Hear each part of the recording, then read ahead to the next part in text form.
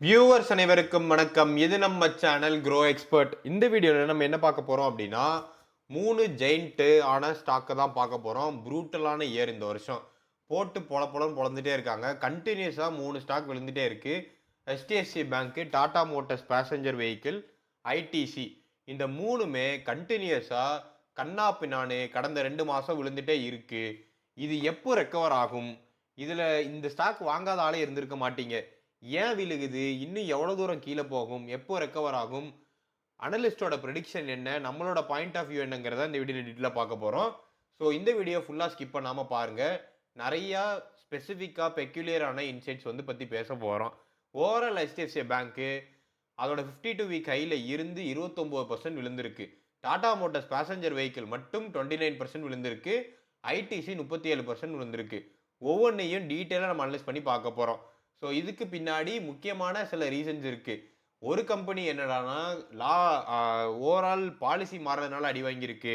ஒரு கம்பெனியோட போராட்டம் போர்ட் ரூம்ல நடந்துகிட்டு இருக்கு. ஒரு கம்பெனியோட போராட்டம் பேலன்ஸ் ஷீட்டை நோக்கி போய்க்கிட்டு இருக்கு. ஸோ அது என்னென்ன கம்பெனி எப்படி போகுதுங்கிறத டீட்டெயிலாக பார்க்கலாம். HDFC bank. So HDFC bank பொறுத்த வரைக்கும் 4 லட்சம் கோடிக்கான மூட் ஸ்விங்ஸ் நடந்துட்டு இருக்கு அந்த கம்பெனியில். 26% கிட்ட விழுந்திருக்கு இந்த கேலண்டர் இயர்ல மட்டும். ஸோ 52 வீக் ஹைல இருந்து ரூ. 715 கிட்ட இப்போ ட்ரேட் ஆகிட்டு இருக்கு. பிரைஸ் டு புக் பொறுத்த வரைக்கும் 1.86ம், பிஇ 14.2 இருந்துச்சு. ஸோ இந்த பேங்க்குக்கு நிறைய பேர் ப்ரீமியம் பே பண்ணிட்டு இருந்தாங்க. ஸோ இப்போ கமோடிட்டி பாயிண்ட் ஆஃப் வியூல கஸ்டமர்ஸ் ப்ரீமியம் பே பண்ணுறதுக்கு ரெடியாக இல்லை. இதோட ஃபால் நீங்கள் உங்களுக்கு பார்த்தா தெரிஞ்சிருக்கும். ஜான்ல இருந்து ஆகஸ்ட் வரைக்கும் என்ன ரீசனால ப்ரோக் ஆச்சுன்னா, ஸோ HDFC பேங்கோட ப்ரீமியமை போஸ்ட் மெர்ஜருக்கு அப்புறம் ப்ரிடாமினெண்ட்டாக இன்வெஸ்டர்ஸ் கொடுக்கறதுக்கு ரெடியாக இல்லை. ஏன்னா அவங்கள பொறுத்த வரைக்கும் எப்படி இன்ட்ரெஸ்ட் மார்ஜினை வித்ட்ரா பண்ண போகிறாங்கங்கிற பாயிண்ட் ஆஃப் வியூவில். அது போக சேர்மன் ரிசைன் ஆகிட்டு எத்திக்ஸ் சரியில்லைன்னு சொல்லிட்டு ஒரு நியூஸ் போட்டார் மார்ச் அப்போ. அதை ஒட்டி இந்த ஸ்டாக் இன்னொரு 14% கிட்ட கீழே விழுந்துச்சு.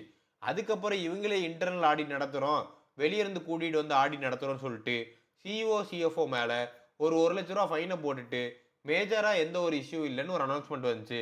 அதை ஒட்டி ஸ்டாக்கு ஃப்ளாட்டாக ட்ரேட் ஆகிட்டு இருந்துச்சு. Q1 பொறுத்த வரைக்கும் எக்ஸ்பெக்ட் பண்ண மார்ஜின்ஸை மிஸ் பண்ணிட்டாங்கன்னு சொல்லணும்.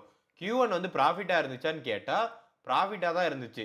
ஸ்டாண்டலோன் நெட் ப்ராஃபிட்டாக மட்டும் 19,000 கோடி பண்ணியிருந்தாங்க.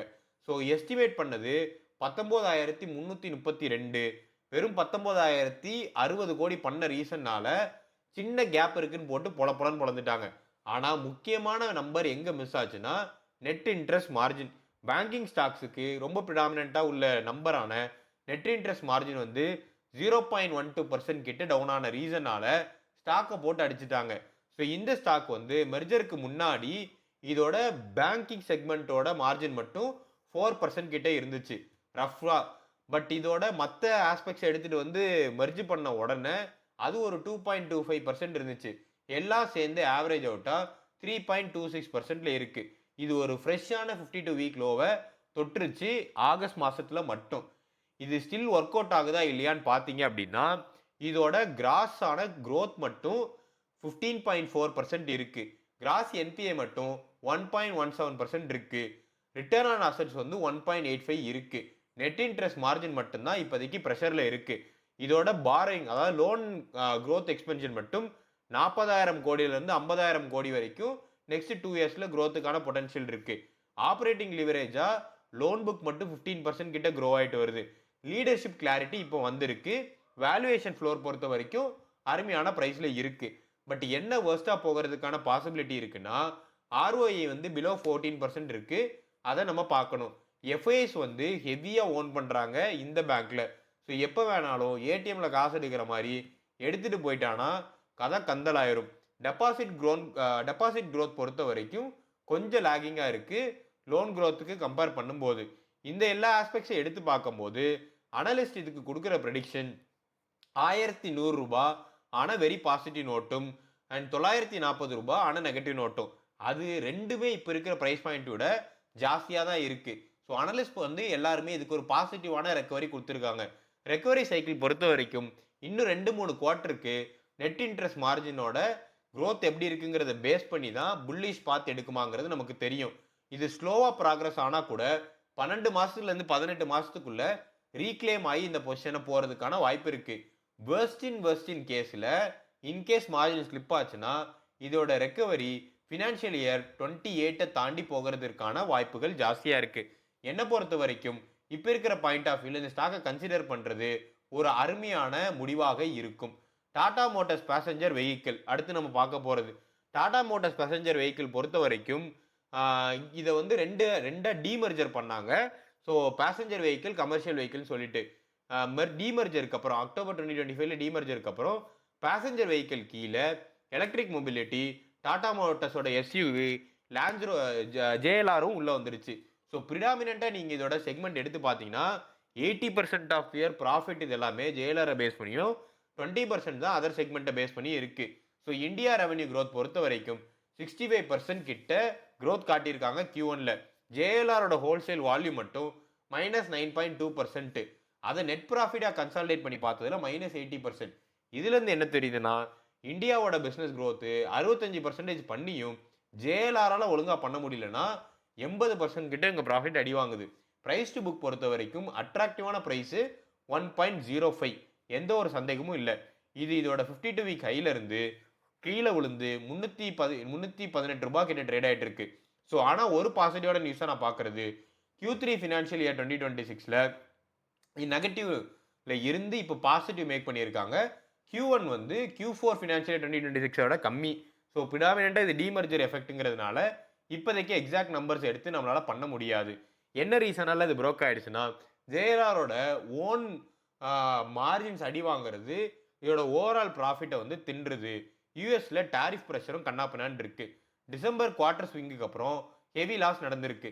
இன்வெஸ்டர் டேல இவங்க ஃபினான்ஷியல் இயர் 2027ஓட கைடன்ஸ் அனௌன்ஸ் பண்ணும்போதும் பெரிய அனௌன்ஸ்மெண்ட்டாக எதுவும் வைக்கல. ஸோ இவங்க கொடுத்த ரெவன்யூ அனௌன்ஸ்மெண்ட் வந்து பெருசாக எதுவும் இல்லை. 5 இயருக்கு பெருசாக எந்த ஒரு டிராஸ்டிக்கான க்ரோத்தும் காட்டாதனால இன்வெஸ்டர்ஸ் ஹாப்பியாகவும் இல்லை இந்த பர்டிகுலர் ஸ்டாக்ல. ஸோ 5 வருஷம் இந்த ஸ்டாக்குக்கான ரெக்கவரி பீரியடா கம்பெனி பார்க்குது. நானும் ஸ்ட்ராங்காக பிலீவ் பண்ணுறது இந்த கம்பெனி ரெக்கவர் ஆகிறதுக்கு ஒரு 3-5 வருஷம் ஸ்டேபிளாக ரெக்கவர் ஆகிறதுக்கு தேவைப்படும். ப்ராஃபிட் பொறுத்த வரைக்கும் 80% கிட்ட கன்சாலிடேட்டடாக கீழே விழுந்திருக்கு. ஸோ ஆப்ரேஷனல் இஷ்யூவாக ரீசெண்ட் டைமில் ஒரு மைனர் இஷ்யூ நடந்துச்சு. குஜராத் ஃபேக்ட்ரி பொறுத்த வரைக்கும் ஃப்ளட்னால் அஃபெக்ட் ஆகி 35-40 கோடி வரைக்கும் அவங்க டேமேஜ் எஸ்டிமேட் பண்ணியிருக்காங்க. இன்சூரன்ஸ் கிளைமா 30 கோடி பண்ணியிருக்காங்க. ஸோ இதனால ஆப்ரேஷன் தற்காலிகமாக பாதிக்கப்பட்டு திரும்பி கமெண்ட்ஸ் பண்ணப்படுகிறது. எதனால இது ஒர்க் அவுட் ஆகும்னு சொல்றேன்னா ஈவில இவங்க ப்ரிடாமினன்ட் பிளேயரா உருவெடுத்துட்டு வராங்க. கண்டிப்பா செகண்ட் பொசிஷன் இன் இந்தியா பிடிச்சிருவாங்க. ஜேஎல்ஆர் ரெக்கவரியில கம்பெனி ரொம்ப ஆணித்தனமா நம்புது. ஒன்ஸ் ஜேஎல்ஆர் ரெக்கவரி முடிஞ்சிருச்சு அப்படின்னா $50,000 ஓவரால் பிரைஸ் பாயிண்ட் வியூல புதுசா ஒரு டிஃபெண்டர் பார்ட்னர்ஷிப் வந்து $50,000 புது மாடல் இறக்கிறதுக்கான வாய்ப்பு இருக்கு யூஎஸ்ல. அதை பேஸ் பண்ணி ஜேஎல்ஆர் ரெக்கவரி வந்து உறுதிப்படுத்த ட்ரை பண்றாங்க.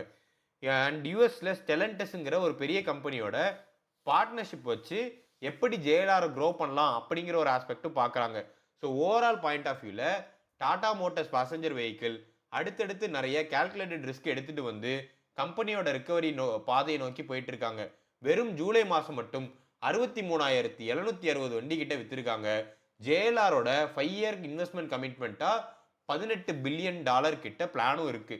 ஸோ ஓவரால் பாயிண்ட் ஆஃப் வியூவில் அனலைஸ் இது கொடுக்குற ரேட்டிங் ஸோ ஹை எண்ட் வந்து 452 ரூபாய்க்கும் லோயஸ்ட் பாயிண்ட்டாக 300 ரூபாய் வரைக்கும் வச்சிருக்காங்க. So 300 to 452. ஸோ இப்போ இருக்கிற கரண்ட் பாயிண்ட் வந்து என்ன பொறுத்த வரைக்கும் அருமையான மார்க்கெட் ப்ரைஸு. இதுலேருந்து கொஞ்சம் கீழே விழுந்தா கூட உங்களுக்கு லாஸாக ஒரு 10% இருக்க வாய்ப்பு இருக்கு. பட் ப்ராஃபிட் கிடச்சிச்சுன்னா ஆல்மோஸ்ட் ஒரு 20-30% ரெக்கவர் ஆகிறதுக்கான வாய்ப்புகள் ஜாஸ்தியாக இருக்கு. ஸோ ரெக்கவரி பீரியடாக நான் பார்க்கறது H2 ஃபினான்ஷியல் இயர் 2027ல ஜேஎல்ஆரோட ரெக்கவரி நமக்கு கொஞ்சம் தெரியறதுக்கான வாய்ப்பு வந்துடும். பட் என்ன பொறுத்த வரைக்கும் கம்பெனி ரெக்கவரி கைடன்ஸாக வைக்கிறது வேர்ஸ்ட் கேஸில் ஃபினான்ஷியல் இயர் 2029. பட் 3 வருஷத்துலேருந்து 4 வருஷத்தில் இந்த கம்பெனி அபரிமித வளர்ச்சியை நோக்கி போகும். எந்த ஒரு மாற்று கருத்தும் இல்லை. இந்தியாவில் நம்பர் 2 பொசிஷன் போகுங்கிறத நான் ஸ்ட்ராங்காக பிலீவ் பண்ணுறேன். இப்போ இருக்கிற ப்ரைஸ் பாயிண்ட் வியூ அட்ராக்டிவாக இருக்கிறதுனால அக்யூமுலேட் பண்ணுற ஆப்பர்ச்சுனிட்டியாக நினச்சி அக்யூமுலேட் பண்ணுங்கள். ஒரு 3-4 இயர்ஸ்க்கு இந்த இன்வெஸ்ட்மெண்ட் பற்றி பெருசாக யோசிக்காதீங்க. ஈவன் மேலே க்ரோ ஆனால் கூட ப்ராஃபிட் புக் பண்ணணுங்கிற ஐடியாவை மறந்துடுங்க. ஸோ எல்லாருக்கும் ரொம்ப ஃபேமஸாக இருக்கிற ஸ்டாக்கான ஐடிசி பற்றி ஒரு டீட்டெயிலான வீடியோ மேக் பண்ணி போட்டிருக்கோம் ஆல்ரெடி. அந்த வீடியோ பார்க்கணும், அந்த வீடியோ பார்த்துக்கோங்க. இந்த வீடியோவில் அவ்வளோ டீட்டெயிலாக பேச மாட்டோம். ஐடிசி பொறுத்த வரைக்கும் சிகரெட்டோட டாக்ஸ் இன்க்ரீஸ் பண்ண உடனே அங்கிருந்து அடி வாங்கி 26% கிட்ட கீழே விழுந்துட்டு. ஒரே ஒரு ப்ளஸ் பாயிண்ட் இந்த கம்பெனி அடிக்கடி கிளைம் பண்றது டிவிடெண்டா 5.38% கிட்ட தராங்க. ரிட்டர்ன் ஆன் கேபிட்டல் வந்து 38.9%. ஸோ இது ஒன்று தான் இந்த கம்பெனிக்கு பாசிட்டிவா இருக்கு. டாக்ஸ்ல இருந்து அடி வாங்கி அதாவது பிப்ரவரியில இருந்து சர்க்கிள் விழுந்து ஃபாரின் இன்வெஸ்டர்ஸ் நிறைய பேர் வெளியே போயிட்டாங்க. ஸோ அதனால அதான் ஃபாரின் இன்வெஸ்டர்ஸோட ஹோல்டிங் வந்து 40.5% இருந்து 34.2% ஆயிடுச்சு. ஸோ அதுல இருந்து மறுபடியும் கீழே விழுந்து ஃப்ரெஷ்ஷான 52 வீக் லோ வச்சுச்சு 272. அப்புறம் Q1ஓட ப்ராஃபிட் டிக்ளேர் பண்ணப்ப loss. So profit after tax வந்து -27% ப்ரிடாமினன்ட் ஆன் த சிகரெட் பிசினஸ்ல இருந்து அதுல இருந்து திரும்பவும் அடிச்சு அங்க இருந்து கீழே போகுது. ஸோ ப்ரீவியஸா சப்போர்ட் ஃபேஸா இருந்த 275ங்கிறத பிரேக் பண்ணி புது சப்போர்ட் ஃபேஸா 265 மாறிடுச்சு. ஸோ இன்வெஸ்டர்ஸ் நிறைய பேர் இதை நினைச்சு வருத்தப்பட்டு இருக்கீங்க. கம்பெனி பொறுத்த வரைக்கும் இப்போ ரேப்பிடா எஃப்எம்சிஜி அதர் செக்மெண்ட்ல ஃபோக்கஸ் பண்ணிட்டு இருக்காங்க. அது மட்டும் ஆன் அன் ஆவரேஜ் 12% கிட்ட க்ரோ ஆயிட்டு இருக்கு இயர் அண்ட் இயரா. ஸோ பேப்பரு எஃப்எம்சிஜி இது எல்லாமே அக்ரிகல்ச்சர் பிஸ்னஸ் வந்து இதுக்கு இன்னுமே நெகட்டிவா இருக்கு. ஸோ அக்ரிகல்ச்சரும் டொபாக்கோ பிஸ்னஸ் தவிர மற்ற பிஸ்னஸ் எல்லாமே பாசிட்டிவா இருக்கு. பட் அந்த பாசிட்டிவா இந்த ரெண்டு பிஸ்னஸும் சேர்ந்து தின்றுது. அனலிஸ்ட் பாயிண்ட் ஆஃப் வியூல இந்த ஸ்டாக்கு 388 ரூபாய் போகுங்கிறது எக்ஸ்பெக்டேஷனும். லோயஸ்ட் டார்கெட் அவங்க வச்சிருக்கிறது 310. எப்படி பார்த்தாலும் இப்போ இருக்க ப்ரைஸை விட ஜாஸ்தி. பட் உங்கள் ஆவரேஜ் இதை விட ஜாஸ்தியாக இருந்துச்சுன்னா எனக்கு என்ன சொல்கிறதுன்னு தெரியல. பட் கண்டிப்பாக இந்த ஸ்டாக் வந்து ஹோல்ட் பண்ணிங்கன்னா 10 வருஷம் கழிச்சு ரெக்கவர் ஆயிரும். 10 வருஷம் பேஷன்ஸ் வந்து நானே பெருசாக சஜஸ்ட் பண்ண மாட்டேன். ஏன்னா ஈக்விட்டியை பொறுத்த வரைக்கும் நமக்கு growth முக்கியம். இதை நம்ம மியூச்சுவல் ஃபண்ட் மாதிரி எஸ்ஐபி பண்ணுறது இல்லை. ஸோ அதனால் பட் என்னோட பாயிண்ட் ஆஃப் வியூவில் லாஸ்ட்டில் எக்ஸிட் பண்ணிட்டு வெளியே வராதிங்கன்னு சொல்லுவேன். 388 ரூபாய் வரைக்கும் டார்கெட் வச்சுருக்காங்க. எப்போ போகும் அப்படின்னு என்ன கேட்டிங்கன்னா இதோட ரெக்கவரி பொறுத்த வரைக்கும் Q3 ஃபினான்ஷியல் இயர் 2027 குரூஷியலாக இருக்கும். பட் மேஜராக இன்னொரு ப்ராப்ளம் நான் பார்க்குறது நெக்ஸ்ட் இயருக்கான டேக்ஸ் அனௌன்ஸ்மெண்ட் வரும்போது சிகரெட்டில் இன்னும் 1% கை வச்சாலும் மறுபடியும் அடி விழுகும். ஸோ ஓவரால் பாயிண்ட் ஆஃப் வியூவில் ஃபினான்ஷியல் இயர் 2028ஓட அனௌன்ஸ்மெண்ட் வந்து இதுக்கு ரொம்ப ரொம்ப ரொம்ப குரூஷியல். டீரேட்டிங் நடக்கிறதுக்கான வாய்ப்புகள் இருக்குது. அதனால் அவசரப்பட்டு பெரிய இன்வெஸ்ட்மெண்ட்டை இதுக்குள்ளே மூவ் பண்ணாதீங்க. ஓவரால் இந்த வீடியோ உங்களுக்கு கண்டிப்பாக பிடிச்சிருக்கு நம்புகிறேன். இதுக்கு முன்னாடி நான் போட்டிருந்த ஒரு வீடியோவுக்கு வந்து 2000 வியூஸும் ஆல்மோஸ்ட் 100 லைக்ஸும் வந்துச்சு. ஸோ இதுக்கும் நிறைய லைக்ஸ் வந்துச்சுன்னா ரொம்ப பாசிட்டிவாக இருக்கும்.